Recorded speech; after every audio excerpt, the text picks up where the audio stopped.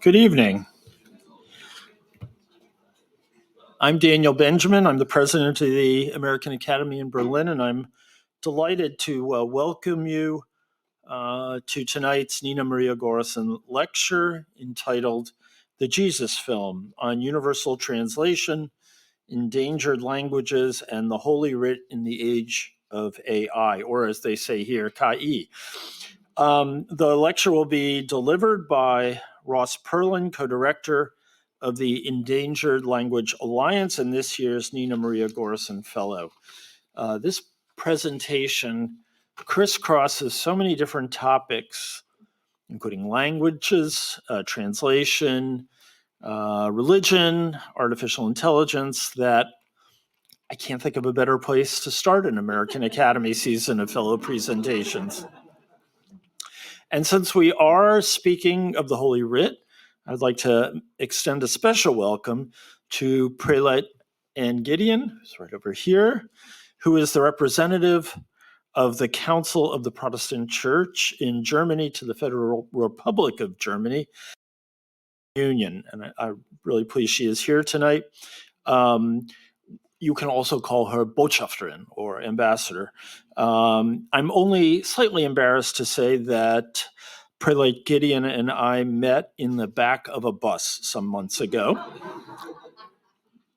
It happened to be a bus headed to the Bellevue for the presentation of the Bundesverdienstkreuz to President Biden.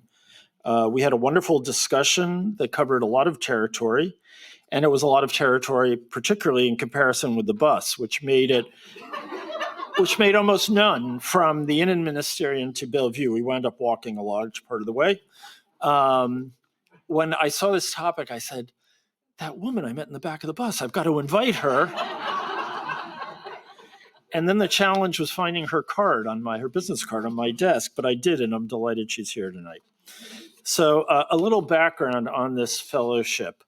The Nina Maria Gorison Fellowship was established in 2011 through the generous support of the late Nina von Maltzahn, who was born Nina Maria Gorison. Nina was a founding trustee of the American Academy, and she was the granddaughter of Hans and Ludmilla Arnold, the original owners of this villa. Born in Germany and raised in New York after her family fled the Nazis, Nina pursued her studies in Switzerland and lived and worked in New York for a while, and later married Lothar von Maltzahn in 1990. She was a true stalwart of the American Academy. She was also the loveliest person imaginable.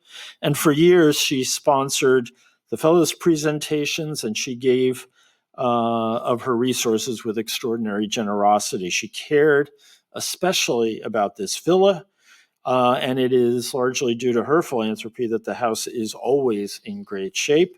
I would ask the fellows to keep that in mind as they think about their apartments.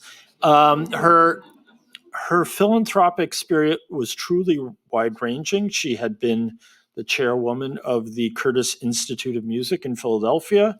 She established a school community center clinic in Uruguay, and she took on many, many other such things. She was not only a dear friend of the Academy, but one of our most devoted and long-serving trustees, and she is greatly missed.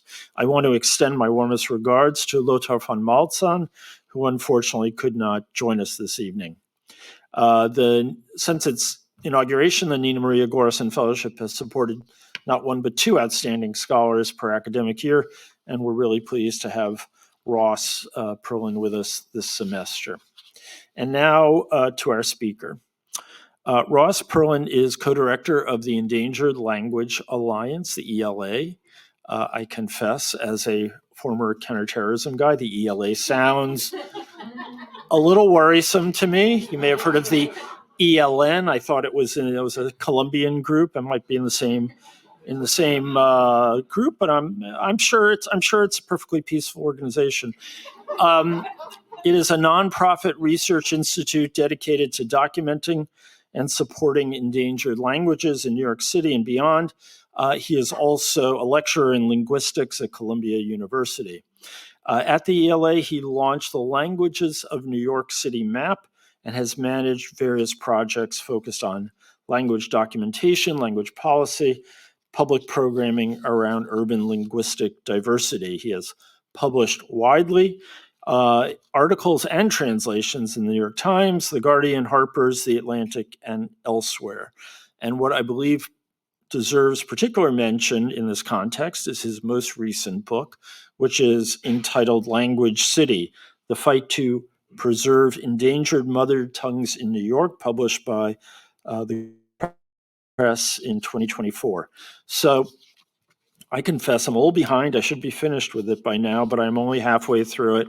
But the book is a revelation. The book maps the linguistic and, by extension, migratory, political, and social history of New York in an incredibly fresh and energetic way. I recommend it to you highly and without reservation. It is without a doubt the place you want to go to learn about the North Frisians who came to New York after a catastrophic flood in 1634, the Polish, Belarusian Tatars who settled in Williamsburg and Brooklyn and wrote their Slavic dialects in Arabic script, the Bretons who dominated the restaurant industry in New York, and the 100 or so West African languages in Harlem and the Bronx. It is a terrific book. And if you don't want to take my word, I suggest you listen to the British Academy, which awarded it the 2024 British Academy Book Prize. The British Academy, I hasten to add, is a really big academy, if that makes a difference to you. Ross holds a BA from Stanford, master's degrees from Cambridge and the University of London School of Oriental and African Studies. He got those two masters while on a Marshall Scholarship, and he has a PhD in linguistics from the University of Bern. You can ask him out later why he did his PhD in Bern. And for his dissertation, he worked to document a language called Trung. Is that close enough? Which is a Tibeto-Burman language of the Nungish group. I knew most of you knew that. Spoken by fewer than 7,000 people, primarily in the far northwest of Yunnan province. So while at the Academy, Ross is working on his third book, The Jesus Film, on universal translation in endangered languages and Holy Writ in the Age of AI, the title of tonight's lecture. And that is about the most translated artifact text in the world. And it will trace the history of an obscure 2-hour movie, an American biblical drama known as the Jesus Film, which has reportedly been watched billions of times, making it, in effect, a planetary linguistic event. Now, as a general rule, those involved in the fellow selection for the Academy never discuss the deliberations.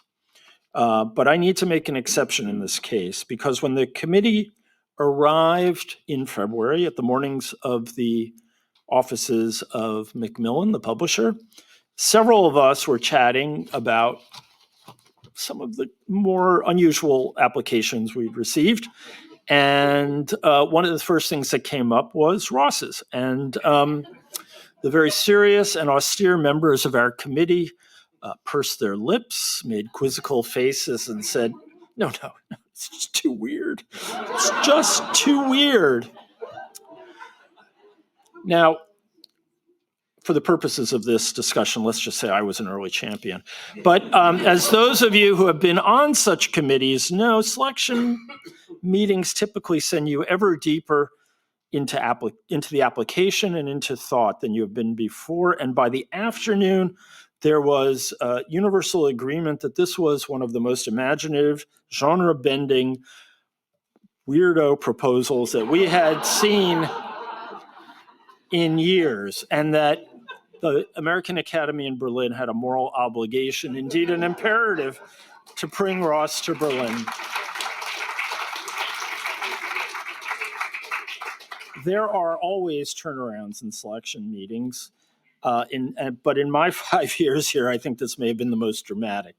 And now I am looking forward to Ross's confirmation of the judgment we made that day, that February day in New York, Just a roadmap ahead. Ross is going to speak for 35 or 40 minutes, at which point we'll vote on whether we did the right thing.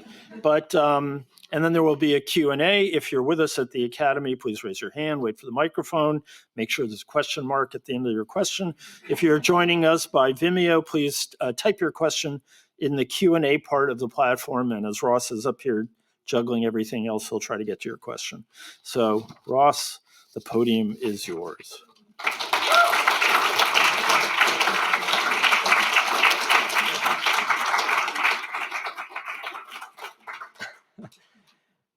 Guten Abend zusammen und vielen Dank an die American Academy. Es tut mir leid, dass mein Deutsch sehr schlecht ist und dass mein Vortrag heute Abend auf Englisch sein wird und hoffe, dass das nächste Mal auf Deutsch sein wird. Das heißt Deutsch mit einem New Yorker jiddischen Akzent, da Jiddisch die Muttersprache meiner Familie war. Und für die paar Jiddisch-Redner, die sind da heint, guten Abend und einen schönen Dank für den Kommen. Als wir können nicht tanzen mit den Tuches bei zwei Chassanes, lassen wir reden Mama loschen zusammen bei einer zweiten Gelegenheit und öfter nicht wegen Joschke. Es ist Tage selten Machaya zu hören ein Jiddisch Wort da in Berlin. Good evening, English speakers, and happy European Day of Languages. Well, officially it's tomorrow. Thank you so much for celebrating by coming to an evening about the spaces between languages and how such spaces may or may not be crossed. A story that will take us from the resurrection to the singularity, more or less in just under 40 minutes. And then we'll get to the best part, your ideas, critiques, questions, leads, with drinks following on the Academy's tab. Thank you, Dan, for such a thoughtful and honest introduction. And to the three J's, Joanna, Julian, and Johanna, for your meticulous organizing. And to everyone involved in the Academy for the tremendous gift of time and space that is this fellowship. And to those brilliant and beautiful people, my fellow fellows, it's an honor to think with you. What I'm talking about tonight is a new project, and this is my first public talk about it. It's also the first talk of the Academy's season this fall, so please go easy on me. And also, please return to the many more wonderful talks to come. In fact, as soon as this coming Monday and Tuesday, Chloe Thurston and then Nora Krug. So my point of departure, as advertised, is this 2-hour film, which I'm guessing none of you has seen, and which I don't necessarily recommend watching, but we will hopefully see a little bit of it. The Jesus film, which is officially entitled Jesus the Film, supposedly the most watched movie in history with billions of viewings, and unquestionably the most translated, dubbed into 2,239 languages and counting, with 70 to 80 new translations appearing every year. Tonight, and in an eventual book, I hope to say a little about the strange and so far untold history of this film, but even more, I want to think about what it represents, a single parallel text where, for the first time, the full breadth of human communication may soon be represented, a planetary linguistic event, as I'm calling it, in the making. What does it mean for this film script version of Christian scripture, not a famous work of literature or a UN declaration, to be the modern Rosetta Stone on which the art of translation is stretched furthest? And now also to be the basis for how AI learns the majority of human languages, because for many languages, the Jesus film is the only record that exists. And the bigger story, for all its travels and translations, the Jesus film is only the most recent chapter in a much longer history. It starts with the unique impulse within Christianity known as the Great Commission.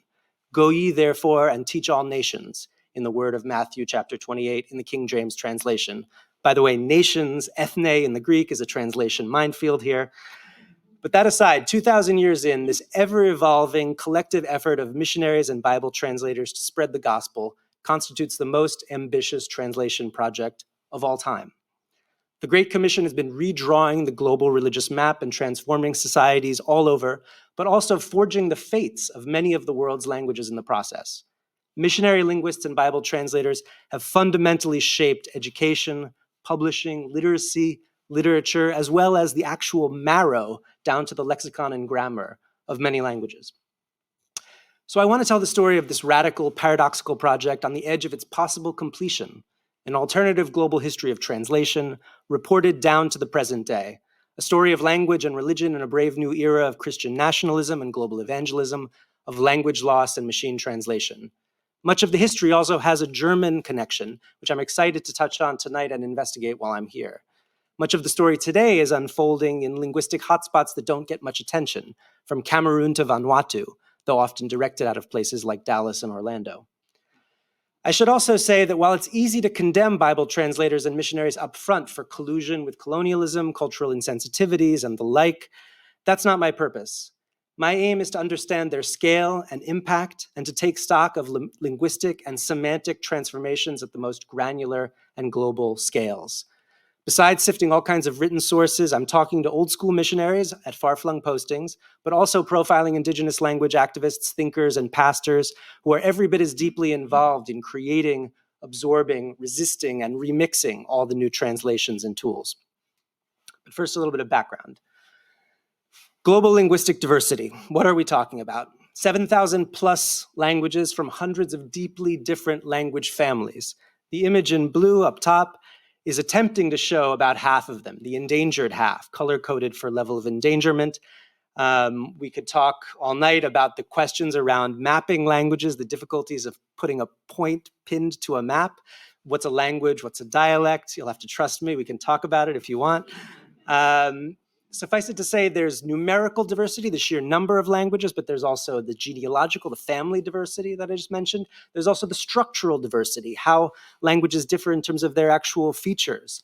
The vast majority of human languages are traditionally oral, unsupported by any kind of government, unstandardized. Monolingualism is historically very rare, and it's precisely the most endangered languages that are the least documented, about which we know the least. They're not evenly distributed around the world. There are linguistic hotspots. There are certain areas you can even sort of see here on the map that are particularly dense in this way because of the entanglement of biodiversity, linguistic diversity, cultural diversity, natural features, particular histories. And this question of language endangerment has only become sharper in recent decades. Language loss is proceeding at an ever faster pace for a variety of historical reasons, many of which are bound up with the topic that I'm discussing tonight. There are many ways of measuring and thinking about language endangerment. But suffice to say, to just give background, for only the last 30 years or so, I would say, has linguistics as a field, or at least a part of linguistics, in the academic world, tried to organize a response to language endangerment, even as the signs become clearer and clearer. And the image on the bottom with the orange flags is a key measure of this reaction on the part of the field, reflecting in particular the work of the Endangered Languages Documentation Program, based here in Berlin and led by Mandana Seyfedinepur, who's here tonight.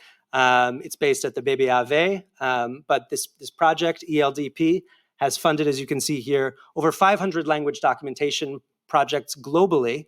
And this map showing what the Endangered Languages Archive, where that material goes, shows just how widespread that work is, which has included some of my own field work, with that black arrow indicating where this work started for me about 20 years ago in Southwest China, as Dan mentioned, in one such linguistic hotspot, the Greater Himalaya, where you have about a fifth of the world's languages across the whole region. So zooming in very quickly, Trung, as Dan mentioned, the subject of my PhD work. China has 55 official minorities, but in fact 300 plus languages spoken by over 100 million people, completely different from the Sinitic languages that you may know, such as Mandarin and Cantonese and so on. This is just sort of one part of the Himalayan language hotspot, showing some of the different language families that are there. And for me, working for several years in this most linguistically diverse area of China also meant encountering Christianity in China, which is particularly strong in minority areas due to past and continuing, although mostly underground, missionary activity. I won't say more about this wider and momentous question of religious revival in China today, or what it means globally if the tens of millions of Protestants in China become hundreds of millions, which is seen by many evangelical Christians as the ultimate prize. But in fact, we do have a Berlin-based expert in the room, the writer Liaoyi Wu, who's originally from Sichuan, close to this region, and the author of many essential books, including God is Red, the secret story of how Christianity survived and flourished in communist China, as well as Bullets and Opium, on which I was a co-translator, so I might be biased if I say that's my favorite, but talk to Iwu. This is where Turung is spoken, and where I worked for several years. One valley, fewer than 7,000 speakers. Just to give a quick sense, actually, of what perhaps a more typical language for the world is like, far from the likes of English and German. A language bound to a particular place, a particular story, an extraordinary place, which is changing fast for all sorts of reasons, right on China's border with Myanmar and Tibet. Being transformed in many ways by government policy, the open up the West policy of the Chinese government, but also by Christianity. A lot of this work was done directly with speakers. This, for example, is one of my closest collaborators with the headphones, Meng Jisong, who himself was wrestling during the time we were working together with becoming a Christian. And the nature of the work, very briefly, this is the sort of deeply nerdy stuff, if you're interested, that linguists do, that language documentation is about, that the Endangered Languages Documentation Program supports. Analyzing sound systems, figuring out the grammar, but also creating dictionaries, which is often the most kind of important thing for many speakers. Recording stories, oral histories, and so on, and transcribing them, finding a way to write down oral languages. This work is what I've sort of continued to do, returning to New York City, where I'm from, and realizing that increasingly, and I saw it there as well, people are moving to cities. Migration and diaspora, urbanization mean that this sort of traditional fieldwork in a remote valley is just one piece of the picture. And to talk a little about another similar kind of language project I've worked on, but one that is anchored in two places. Another language of the same language family that's spoken in Nepal is now also about half spoken in Brooklyn, in a vertical village that is sort of a recreation, as I describe it in Language City, of the original village. And then there's also a virtual village as well, with WeChat and WhatsApp groups where you have a substantial number of speakers on the same group chat, essentially. This is from inside the vertical village in the middle of Brooklyn. You have actually a substantial portion of the younger speakers actually there. And in the village itself, the original village has only some infants and some older people, and everybody of working age is in places like New York and Kathmandu. There in purple with a white kata scarf around her is Rasmina Gurung, who's been one of my principal collaborators in this work. And this is just part of a whole kind of Himalayan diaspora, which has grown up in New York, which is very much the kind of work we do at the Endangered Language Alliance, working with a whole diaspora community, in this case, dozens of languages from across the Himalaya that are spoken now in an area the size of a few neighborhoods in Queens, in New York, recording oral histories, working on the connections between language and public health, mapping as this shows. This is the sort of wider picture, probably hard to read, but there is a website which is a full kind of interactive version of the language mapping that we've done in New York, showing how migration and diaspora and sort of unprecedented levels of linguistic diversity in cities are happening at the very same moment where language loss is also happening globally. So we've mapped in New York over 700 languages, to over 1,200 different significant sites. This comes out of a huge network of the speakers and language activists themselves who are contributing to this, who are part of the kind of the wider Endangered Language Alliance. This is the digital version. It's also a platform that is meant to be used in any city, and actually one of the most remarkable versions of this that has yet been created for any city is the Perlin Spricht map, which Elizabeth Verhoeven, who's here tonight, and Mandana and others have been part of, where you get a sense of just how linguistically diverse Berlin has become as well. So this is the sort of background of where I'm coming from. There's more in the book, as Dan said, Language City, that I published last year, and still awaiting a German edition if anyone's interested. But it's the story of New York City as the most linguistically diverse city, as far as we know, in the history of the world. It's also meant to show what a linguistic history of a city can look like, arguing that actually the long tail of languages in a city can tell you a great deal about the history and spirit and nature of a city. It also has 6 portraits of people like Rasmina, of individual speakers and language activists, and thus of their communities of languages that by and large you probably will not have heard of. And it's about languages in cities more generally and migration and diaspora shaping them. But all of this really reflects who I am, in a sense. It's an academic, secular, indeed Jewish linguist working non-profitably for linguistic diversity, with the ideas of cultural autonomy, indigenous rights, within a movement for endangered languages more broadly, actually hundreds of movements for individual languages, many of which ultimately are drawing on notions that come from Herder and Goethe and a cluster of other thinkers from this part of the world a little over 200 years ago, who began to conceptualize language and culture in certain ways. But even as I was working on Trung, I was beginning to see gradually that there is perhaps a bigger and older side to this story of the world grappling with its own linguistic diversity. And I've worked continually, actually, at a fascinated angle to, and in the shadow of, Bible translators and missionaries who are usually linguists and often have a much deeper impact, whatever one may think about that impact. Academic linguists may grudgingly rely on missionary tools and missionary research, and sometimes vice versa, but generally there's little understanding or connection between the two sides. And I wonder now, in what other fields and disciplines is there a sort of wrestling not only with religious roots, but also with an ongoing major religious presence and the alternative epistemologies that may represent. What I first saw here in Dulongjiang was scenes like this, going to churches where there were no Western missionaries involved. In fact, the evangelism was happening from across the Burmese border from a related indigenous group. This is a sort of a multilingual space, clearly, where literacy was really being embraced for the first time. Conversion was happening family by family, village by village. The traditional belief system there had been shattered during the Cultural Revolution. It was a kind of shamanic, animist, particular world with some influence from Tibetan Buddhism. But Christianity was transformative in this particularly like kind of local form.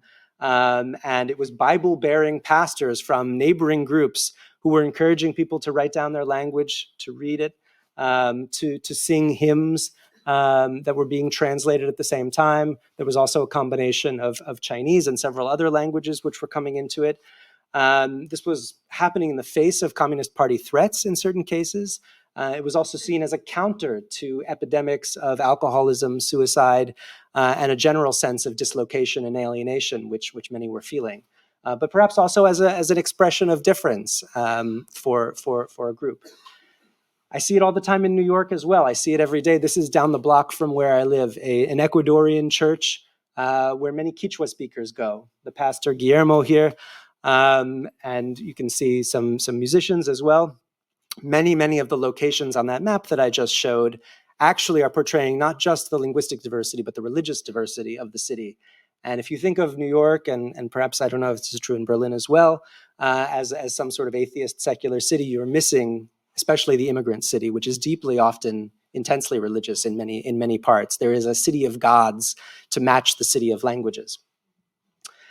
And this brings me to the Jesus film, which I've also started seeing everywhere, along with related evangelical materials, every time I go looking for language materials on lesser known languages.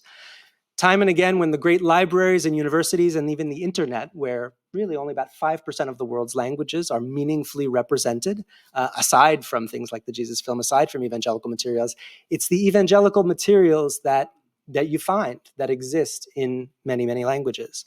It's particular kind of information often, particular texts, but it's real language.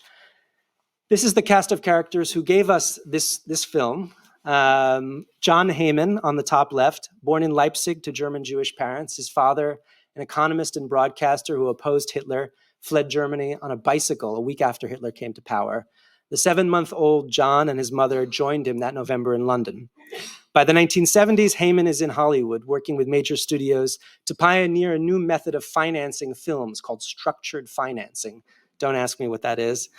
But over his career, he ultimately helps raise $4 billion in co-financing for more than 150 films and TV programs. Everything from Home Alone to Saturday Night Fever to Star Trek, he was involved in financing. And next to him, his son David, who is now, by many accounts, the most commercially successful producer in the history of Hollywood. The person behind Barbie, Harry Potter, and now apparently the James Bond franchise. So John Heyman, the father, has the ambition in the 1970s, destined never to be completely fulfilled, to put the entire Bible on film, a kind of encyclopedia he called the Genesis Project. He approaches Bill Bright, who has that bright smile against the blue background, a candy salesman from Oklahoma, turned failed theologian who was going around LA trying to convert Hollywood celebrities before founding the massively successful organization Campus Crusade for Christ.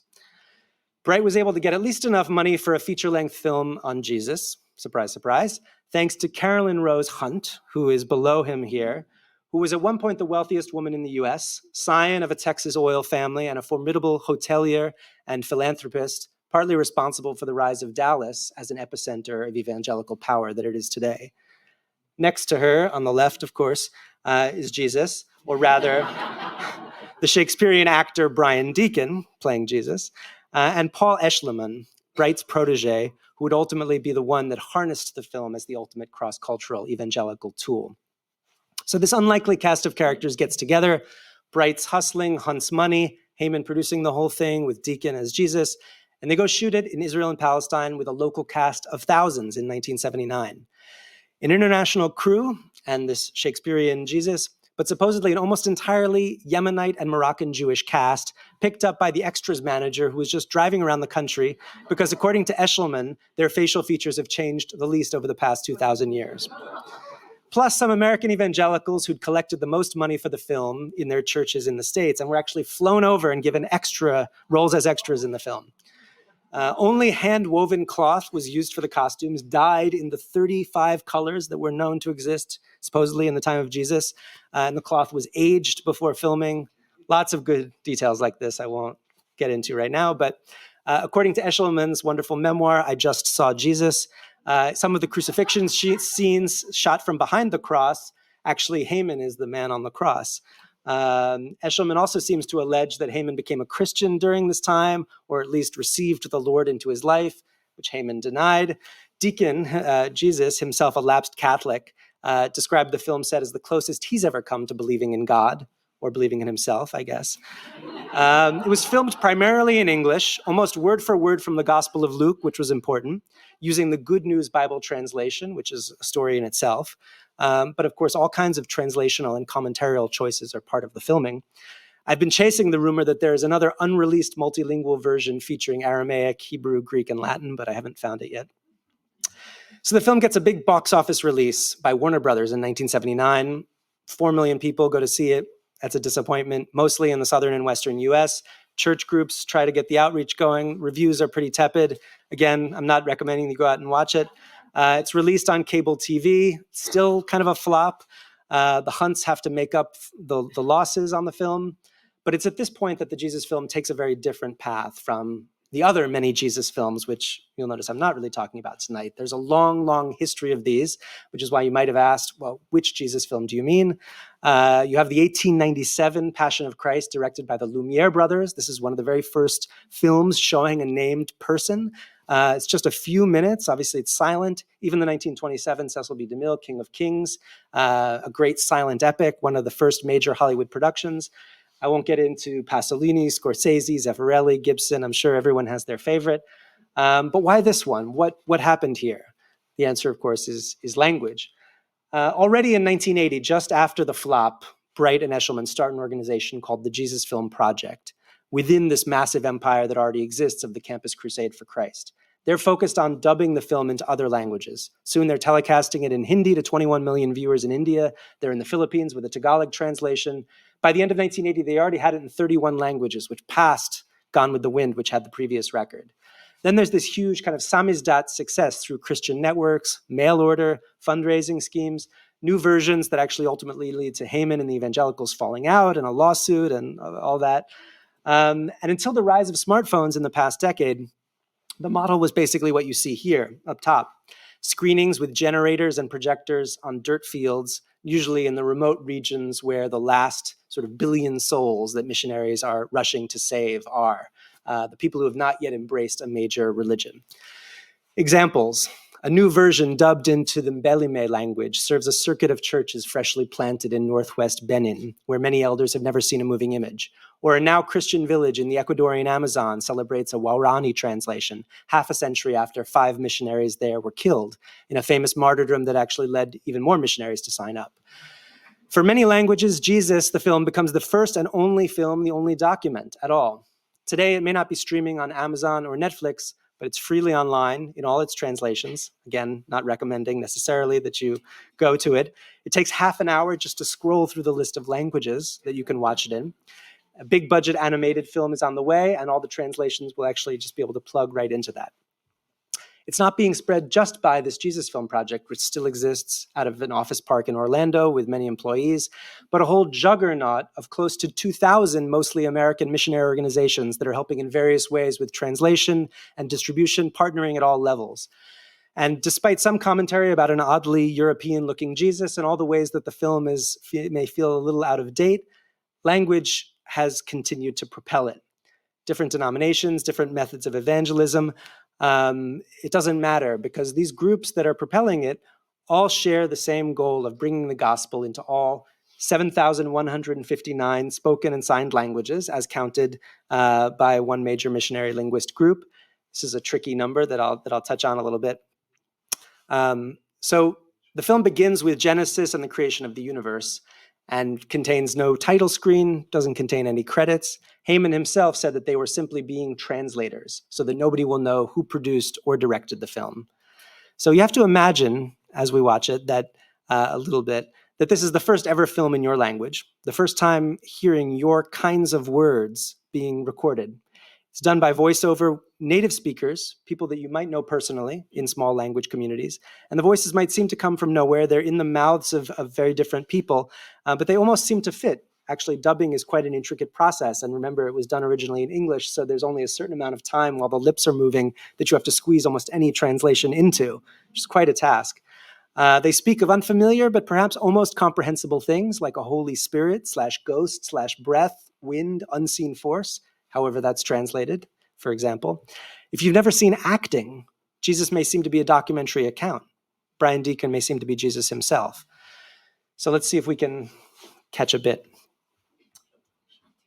I thought for the German speakers here, it might be interesting to hear Plattdeutsch or Plattdeutsch, also known as Low German, a West Germanic language historically close to Frisian and English, spoken mainly in North Germany, but also in the northeastern Netherlands, and the Mennonite diaspora, which may be significant here. Also formerly spoken in outer areas of Berlin, and apparently there are a few features of Plattdeutsch which have worked their way into the Berlin German, which is not obviously a type of Plattdeutsch. But I'm not sure where these speakers are from or who the translation was meant for, but it's one of the many that's out there. Ik schrijf nu aan die, lieber Theophilus, einen ganz sachlichen Bericht von alle Dingen, die jou uns passiert sind, damit du die reine Wahrheit von alles weißt.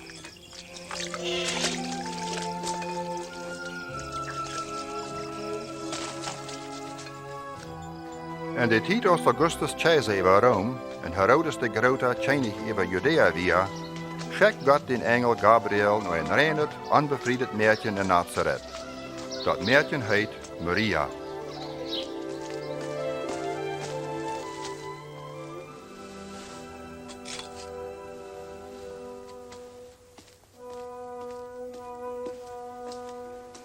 Hab nicht Angst, Maria.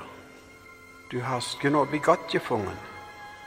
Du wirst ein Kind kriegen, ein Sohn, den sollst du Jesus nennen. Wo soll dit worden? Ik zie een Jungfrau. Der Heilige Geist wird abgekommen, dort heilige Kind von die geboren worden sind von höchsten Gottheiten. Sein Königreich wird kein Einhang. Nu reist Maria naar Judäa ihre Cousine Elisabeth besuchen. So ein Wunder, die loopt ook op een kind. Elisabeth. Maria. Cousine Maria. Du bist die lecklichste von alle Frühs und selig ist das Kind, wo du dreist. Sobald es seit deinen Großheit, Hoopst dat kind in mijn lief vervreden. Meine Seele lobt meinen Herrn. In mein Geist verrät sich in Gott, meinen Heiland. Von nu an worden alle Menschen mich selig preisen.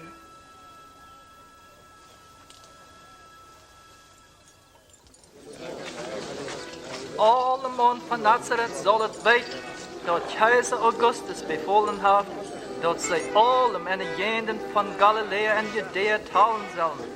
Alle mannen zullen zich nu in eervoederstad inschrijven laten.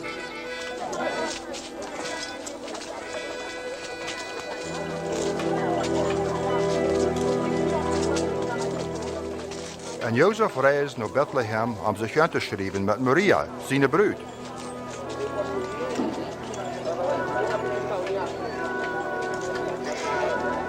Aber er wird geen ruimte voor hem in Bethlehem. Dat einzige Krippanje wie een prachtig stal.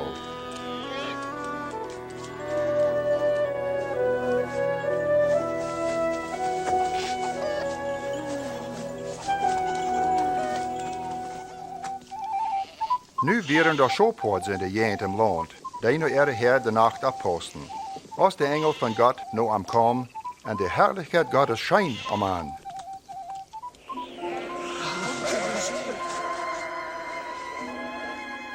Vandaar is in Davidstad in heiland Christus de Heer geboren.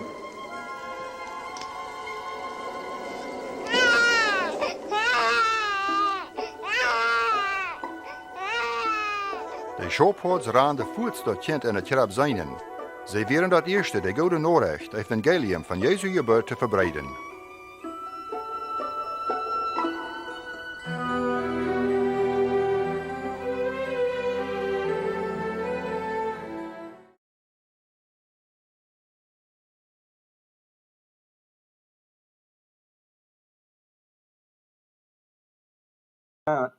Well, to be fair to the English speakers, just to give a sense of how actually radical but also perhaps uneasy making it can feel to hear a less common language, a language which has not been elevated into this kind of space. Here's a short clip in Hawaiian Creole English, also known as Pidgin, which I think people will probably be able to understand because of its resemblance to English, but draws on elements from the Hawaiian language, also from a variety of Asian and European languages, which were brought to Hawaii in the plantation era. Something you can listen to, for instance, listen for is the use of you guys as a kind of regular second person plural pronoun, which standard English sort of lacks.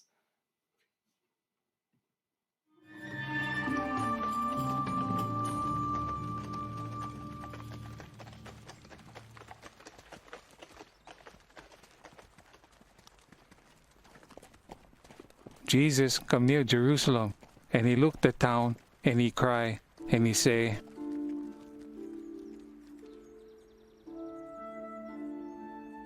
if only you guys would know today what can make you guys stay good with God, but now you guys no can understand.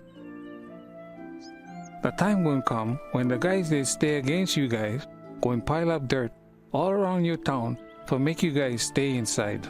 They're gonna wipe out you guys, you and your kids inside there. They're not going to let one stone stay on top of the other. Because you guys never know when God show up to take you guys out of the bad kind of stuff you're doing.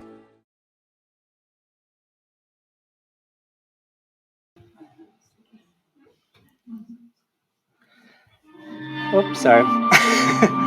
More. One sec.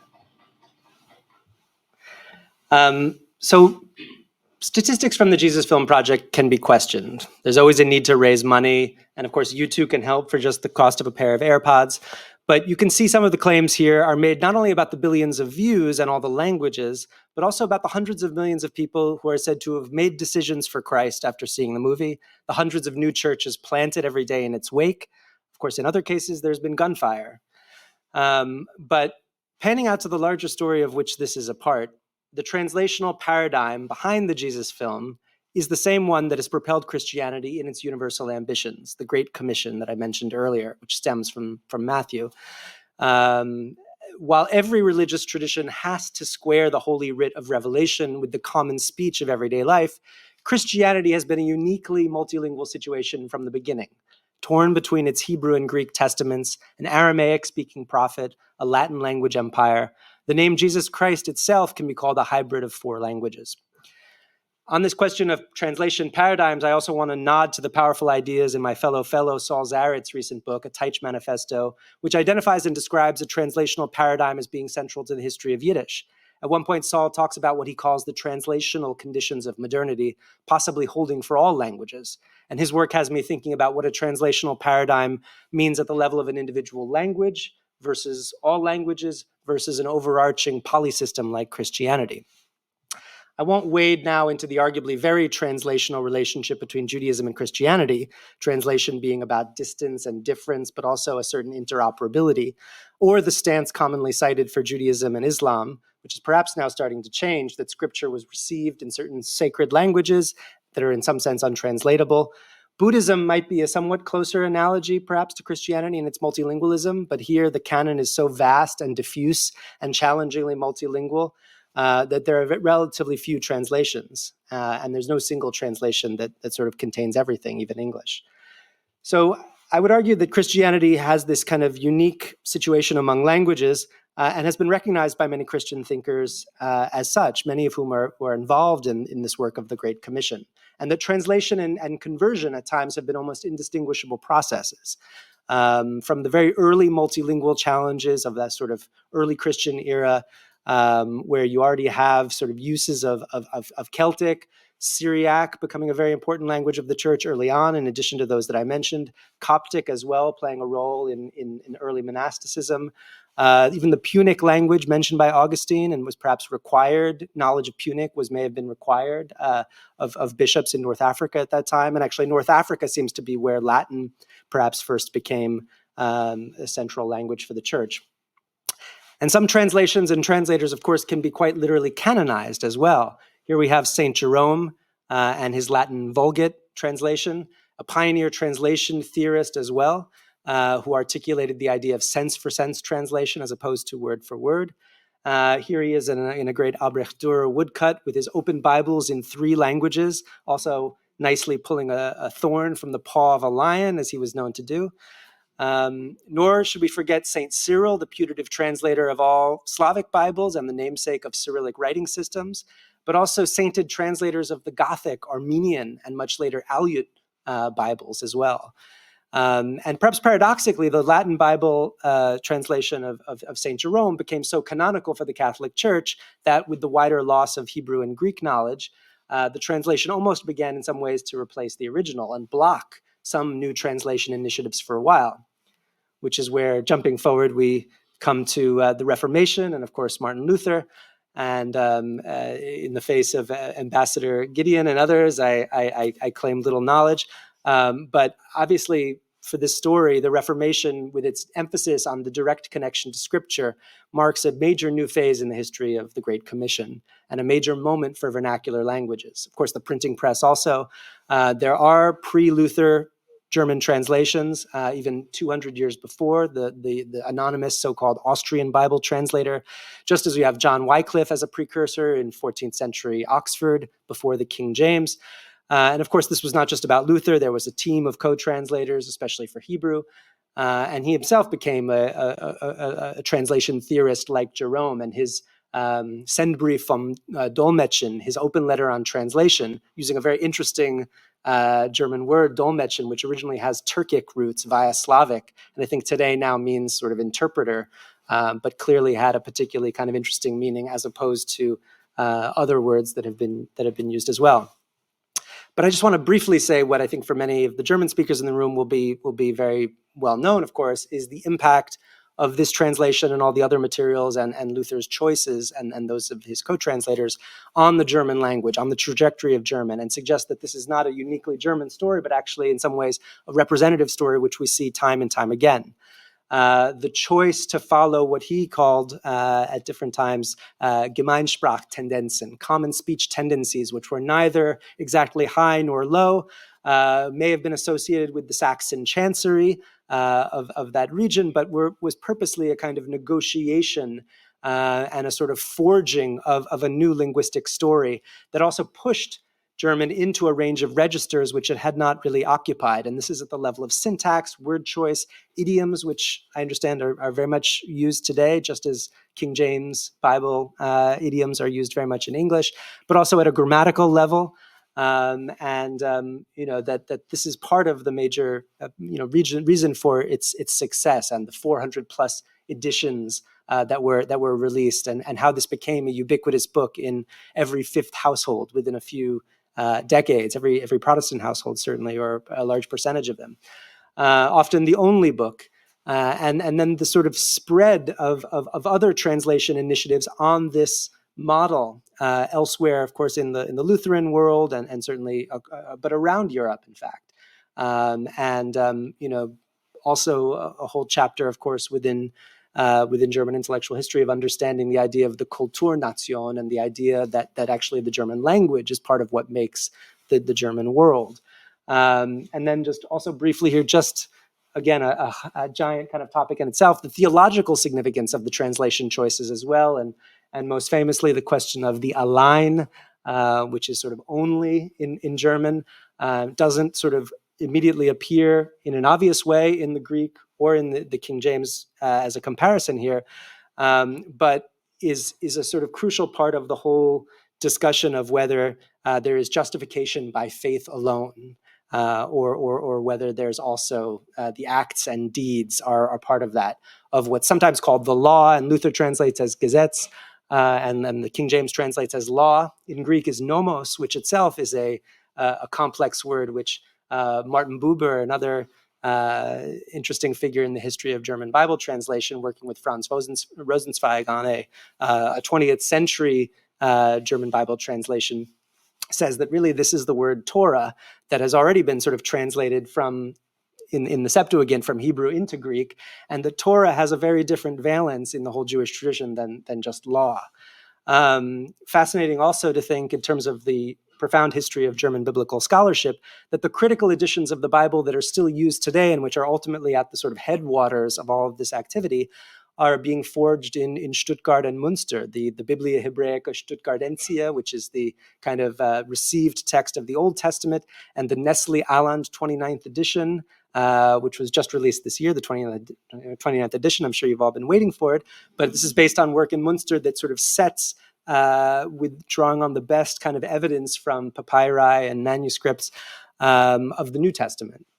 So staying locally, very briefly, the Sorbian Bible is actually a fantastic example of some of these same kinds of processes. On the left here, held here in Berlin, this is a Sorbian Bible translation from the 16th century that was not published because of a ban on Protestant publications at that moment, and that then was joined much later by, and this is in Lower Sorbian, actually an extinct variety, what's now Poland. And then this is an Upper Sorbian translation that was released much later. And also in miniature, just with the question of the Sorbian Bible, we see some of the same sort of tensions and questions.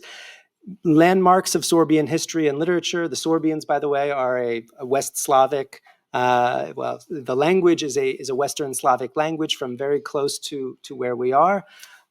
Today, would be considered by many to be an endangered language, although there are strong efforts happening very close to where we are around Sorbian. And as I understand it, the Bible translations that were made in this time remain touchstones of Sorbian literature. These are some of the first documents that you have. You also see the development of two different varieties of Sorbian, the upper and lower varieties, based not just on geography, but also on something of a Protestant Catholic split that is also connected with the story of these Bibles, which also begins to spur the opening of schools, the production of other kinds of texts, and ultimately of secular literature as well. One more local connection that is, I think, demonstrative of many of these themes. This is an image from Herrnhut, which is also not too far from where we are in Saxony. The Reformation spurred a kind of mimetic chain of these European translations. You also have a whole set of other Catholic activity happening in the Spanish Empire. But the sort of main parallel to the Jesuits and the Franciscans and the Dominicans in terms of the activity that they were doing in especially indigenous American languages comes from this place, Herrnhut, not far from us, and the Moravian Church, a pre-Reformation, proto-Protestant, kind of non-state exile community, revived in 18th century Saxony, which then took on a global kind of missionary work. And in fact, you can see sort of not just in Herrnhut, but even in Berlin, in Neukölln, in Rixdorf, there is still something of a Moravian kind of history and presence in that area. There's a distinctive kind of urban planning signature, but there's also a distinctive linguistic and anthropological approach which came out of the Moravian Church. And usually in German referred to as the Brüdergemeine, if that's useful, the evangelische Brüdergemeine. And just a few years after Herrnhut was established in Saxony as the sort of nerve center of this, there was the establishment of what is now the capital of Greenland, the city of Nuuk, which was originally a Moravian missionary station. And there was almost immediately work began on a Greenlandic New Testament.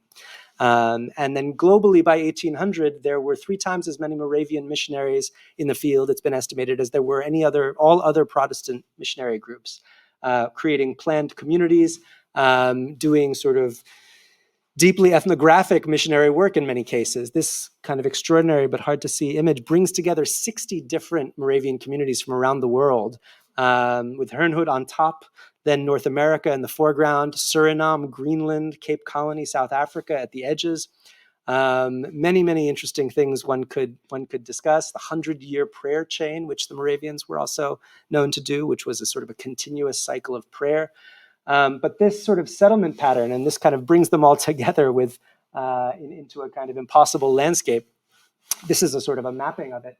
But you can see the reach of the Moravian movement and its outposts, which followed the Protestant empires, but had its own kind of logic as well, and then its own set of translations. In fact, our fellow Jamaica Kincaid, who couldn't be here, told me that she went to a Moravian school growing up in Antigua.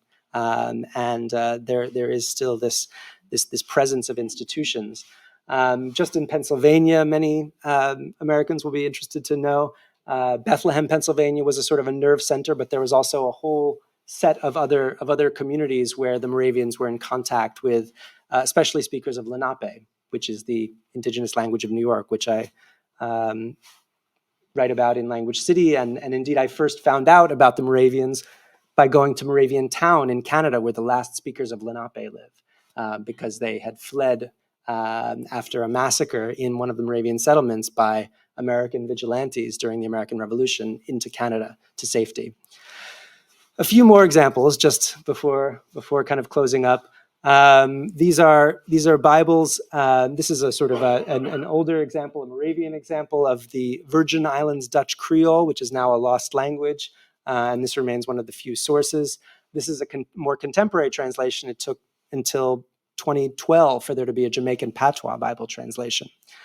One of the very first books published in America, not a Moravian connection, but a connection to American colonial history, was this Bible translation of Wampanoag, the first language that the Pilgrims encountered in Massachusetts. And this has served as a major touchstone in the revival of Wampanoag a century and a half after it ceased to be spoken.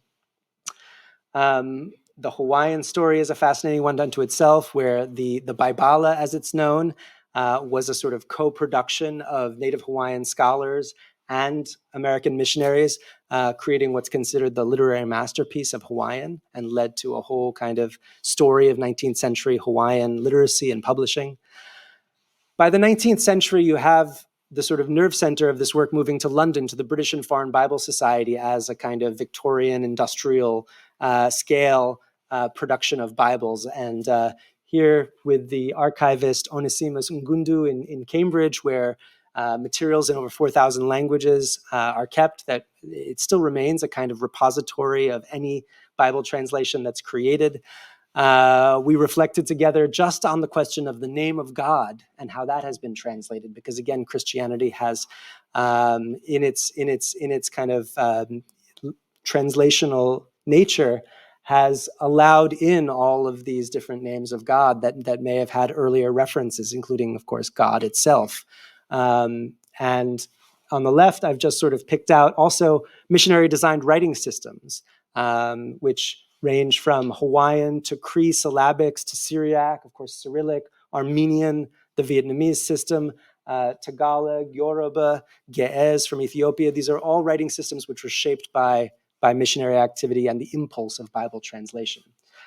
So bringing it to the present day, the Nerve Center is now in Dallas. The Summer Institute of Linguistics, which produces Ethnologue, which is the most widely used and known database of the world's languages, has 4,000 employees working on 1,400 different projects worldwide. This is now in its 26th edition and effectively even controls in some way what gets to be considered a language, because there are these 3-letter codes, ISO codes, part of the International Standard Organization, just like airport codes, that essentially are in the hands of Ethnologue. And of course, there's work with linguists as well, but it's just a reflection of the pivotal role that organizations like this play in the whole global linguistic landscape. They have major bases in places like Papua New Guinea, which is one of the world's linguistic hotspots with something like 800 plus languages spoken by 8 million people. And they're able to do the kind of work, they even run their own private airline and get to places that few academic linguists ever could, let alone language activists. So just one example is the distribution of a new Bible in 2008 in Kuman, one language of Papua New Guinea. But the examples could multiply. And it's no surprise now that Papua New Guinea is a officially declared Christian nation where almost 100% of people at least declare themselves to be Christians. What this means is another question, and the complexities, another issue. And the concerted effort is very much kind of ongoing, and it's something that's being watched and understood. Just to throw a chart into the mix, this is the sort of exponential progress, as mapped on this website, progress.bible, of Bible translations in the world's languages. And that in a single year, 81 translations are being produced. There's all these metrics, very American. For another one, you can see that there's sort of this idea of beginning to sort of close in on this planetary linguistic event, with the Jesus film as kind of a flagship or one leading indicator. And also deeper levels of analysis. This is something produced by SIL's team in Cameroon, just looking at, within the past decade, for the new translations in languages of Cameroon, which groups have produced them, what the languages are, and then also trying to analyze how those translations are being used. Of course, not all are going to be used. In some cases, people will want to worship in a language of wider communication. They're highly multilingual. But there is a concerted, strong effort here. There is a universe of tools that are created, software which we ourselves are using as academic linguists as well. This is over 100 different sort of software tools and other things that people are building and using for these purposes. Sign language Bibles, visual Bibles. This is an extraordinary example called the Wiedmann Bible, which is 3,333 images done by a Stuttgart artist to sort of translate the Bible into visuals, which he sort of left, I think, in his attic at his death, but his son kind of rediscovered and has published. And then, of course, AI Bible work as well.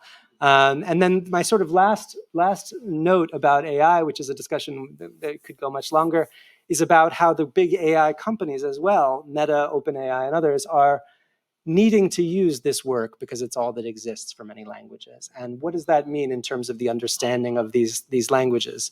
2025 was prophesied as a critical year back in 1999 by one of the largest of these organizations, Wycliffe Bible Translators, that every language should have a Bible translation at least started. They have a budget alone of $200 to $300 million a year, and a global reach, and by all accounts are closing in on that goal. So it's approaching, this planetary linguistic event, and I'm here to ask what it means. I'm here to hear what you think it means. There's a lot more to say about it, but I hope I've at least opened a few doors of thought. Thank you.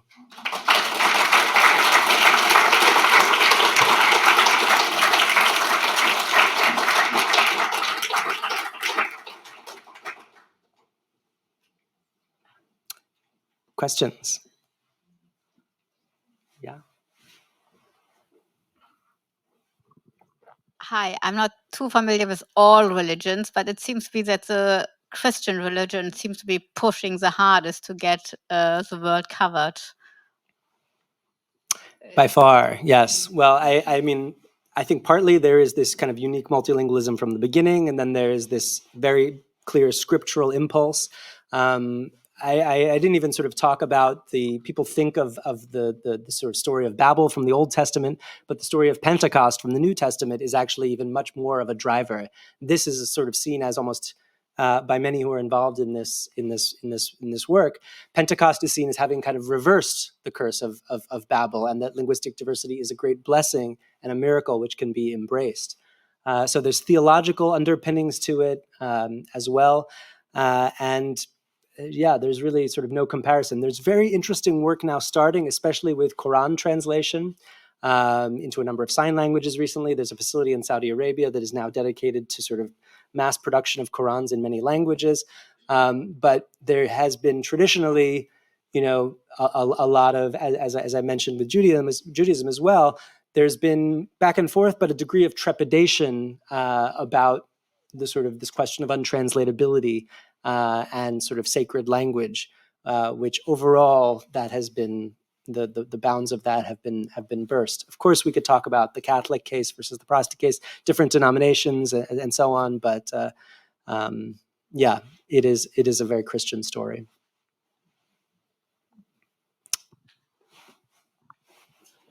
Oh, yeah, Jake. Yeah. Okay. Thank you so much for that extremely fascinating talk. Since you started speaking to us in Yiddish, I thought I should mention the play that just recently performed in New York, The Gospel According to Chaim by Michal Yashinsky, which is, I believe, the first new Yiddish full-length play to be put on in New York in many years. And it's about the Yiddish translation of the New Testament and how difficult it was to find a printer who was willing to print it. And so this is a long question, but I was wondering about the collaborators who speak these languages who haven't maybe been converted yet because they don't have a Bible yet, or they don't have the Jesus film yet. How difficult is it for these missionaries to find informants? It's a great question, and it's a wonderful play actually, which I saw in New York as well, and sort of dramatizes some of these questions. Obviously, in different communities, there's different levels of resistance, different politics to navigate. Of course, Bible translation or even Jesus film translation, which is sort of often a first step, because the Gospel of Luke is seen as a relatively kind of clear first step, and the New Testament is seen as being much easier to translate than the Old Testament. You'll see a lot more New Testament translation. But this is not necessarily the first thing that a missionary does, right? And part of what's extraordinary about the work of SIL or Wycliffe, some of the organizations I mentioned at the end, is that they and I've worked, in parallel to them in China and elsewhere, understand that there is initial, slow, patient work, and they're often much more patient than academic linguists who are on a short-term grant and have to get back. About actually, that first you have to kind of learn the grammar, first you have to build up a dictionary, that all of this work has to happen, the orthography, the writing system, all of this has to happen first.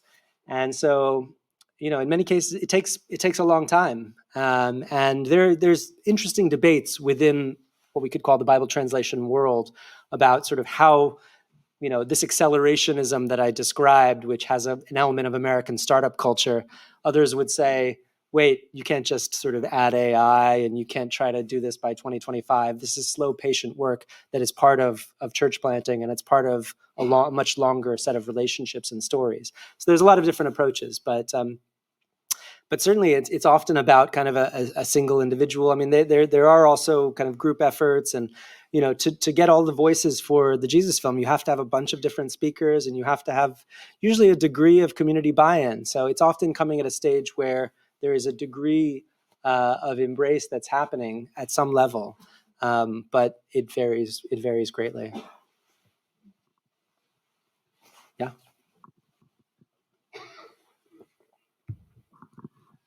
Ich kann jetzt keinen Blatt schnacken, das will ich jetzt nicht. But in English, a more secular question. The European Union is proud of its translation service of 28 languages. in Brussels. And if you say or show that translation is driven by religion and not by legal systems or by political systems, what do we have to learn for the understanding of the world in these pressurous times? Thank you. Wow. How long do you have? The EU is certainly justifiably very proud of its translation, and its corpus of parallel text has been used by many.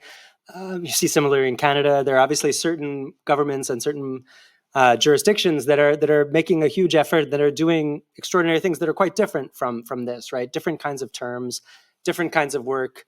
The training of simultaneous interpreters, that's not necessarily as crucial here.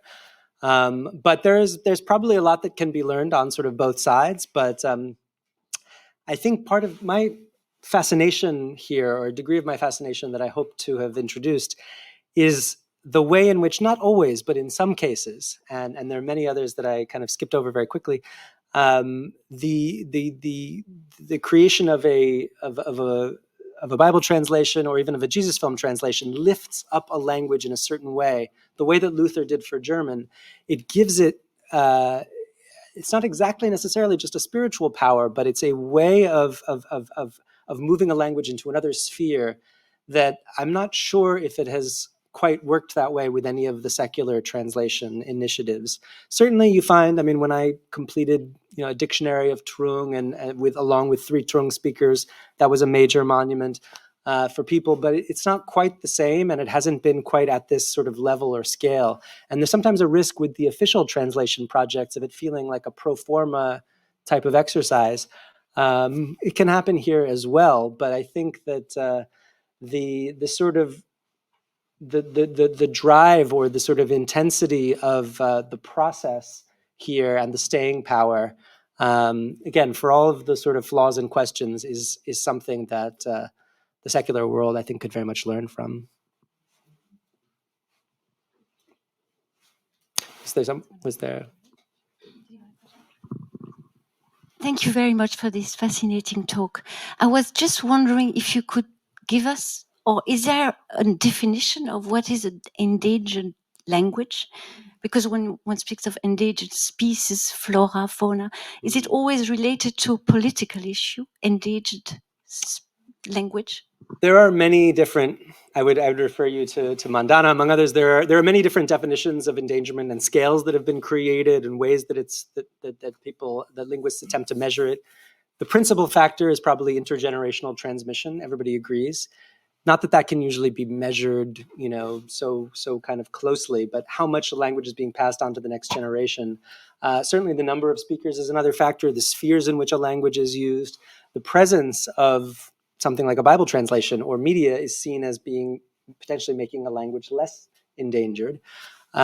So there are a variety of factors which come into it. There's probably no single definition that everyone will agree on, but overall linguists do, and this is agreed between secular and missionary linguists, talk about between a third or up to half of all languages being endangered to different degrees, and that may even be a sort of an underestimate. It very much depends on local circumstances, but there is a big literature out on this. I have some discussion of it in Language City. I think one more question, unfortunately, and I think the privilege goes to. Well, thank you very much. Yeah. I wish it were a simple question, though. But correct me if I'm wrong. That's where the question mark is. Translating the Bible was actually like an original sin, in fact. And so at some point, there's this massive change in history. I mean, all the proto-Protestants were translating the Bible and then, getting wiped out by Catholic rulers. And is it with Martin Luther that changes and the Reformation? And is there a Catholic effort to translate into all these languages as well? And then just a footnote question: all the voices on the Jesus film are real voices, and none of them are AI synthetic voices. Thus far, as I know, okay. Yeah. In terms of your first question, I think it's more complicated than it seems at first. I initially also thought that there was overall a kind of strong, clear Catholic Protestant sort of split in that way.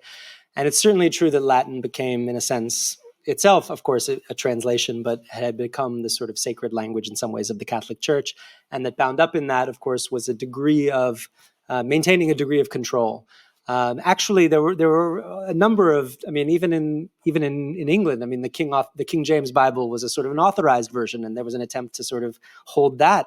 I'm not sure as much in the Lutheran case as well, but I think in each case a translation becomes sort of canonized for a while, and there's an attempt to tamp down on other translations, but they keep sort of popping up. And so then even the Catholic Church in those years, had certain degrees of openness. And of course, after Vatican II in the 1960s, this really opens up. There's a very interesting battle going on right now about the Latin Mass, but and that's, I'm not even kind of getting into this question of what languages the Mass is done in or prayer, but there is all kinds of interesting work which happens even within the Catholic world at all times, which is happening in other languages. But it's true that at different points, I mean, William Tyndale is killed for his famous English translation of the Bible. There's different people are trying to sort of control this, it's not just a single document, really, it's a library almost, and how it's received, how it's translated, how it's presented in many different ways.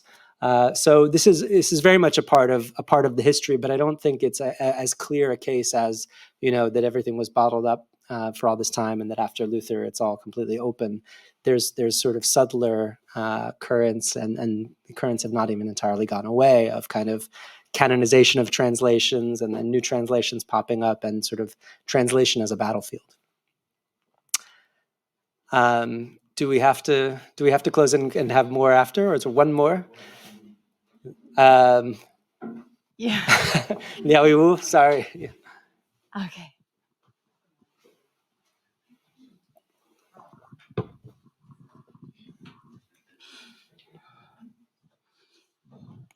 嗯，我曾经写过一本书，叫《上帝是红色的》。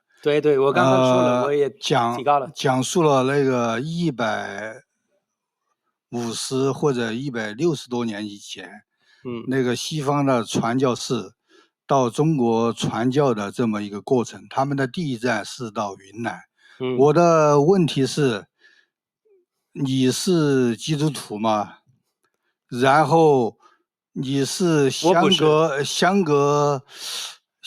150、160年之后，你重新到了这些西方传教士的地方，然后你拍的这些东西，你有什么感受？就是说你有什么感受？但是我自己是犹太人，你知道吗？真的。但是我还是可以说一下，就是问题提得很好啊。我给他们翻译好不好？就是因为现在西方人到中国一般都是去投资了，像你们的特朗普，他就想回中国做生意了，就是对信仰一点都不感兴趣。对。是啊，我给他们说一下，我先给他们翻译一下。那个地方干嘛呢？对。So Iwu is asking, he's mentioning his book, which I mentioned, God is Red, and how there is this missionary history in China, which is a substantial history unto itself, and asking kind of now 150 years later, as you have, Westerners going to China, many of them just going to sort of invest, to make money. What does it feel like to look at that kind of missionary heritage, which in some cases has led to these large Christian communities, in some cases is just sort of monuments now. It's a hard question to answer, but I think it is there are these quite separate worlds, and we can't actually just say that sort of missionary work and business were going hand in hand. These are different types of Western impact, I guess, is part of what I would answer, but it's a longer question. 我也可以跟你交流一下，这个问题提得很好。我觉得西方人来到到中国要投资是跟这些传教者完全不一样的一个现象，是不是？